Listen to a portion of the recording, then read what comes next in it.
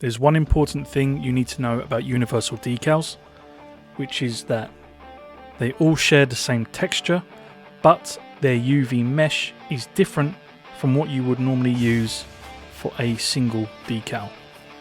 Let me explain. In Blender, this is the UV mesh that you would normally use for the Octane. This is its standard UV mesh.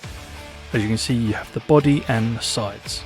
The UV mesh that is used for universal and some animated decals is the extra UV mesh, which looks similar to this. This isn't exactly the extra UV for the Octane, this is slightly different, however you get the idea.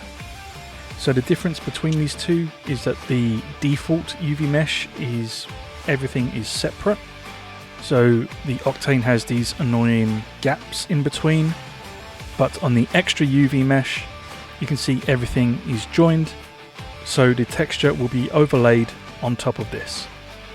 To give you a better example, here is the Octane with its default UV mesh with a single texture. As you can see, the joins are all fucked up. Wings or arches are mirrored both on the top or at the back and at the front, and the same with the wing tips. If we use the universal UV mesh, everything is joined, still the same texture, but as you can see the texture itself overlays nicely.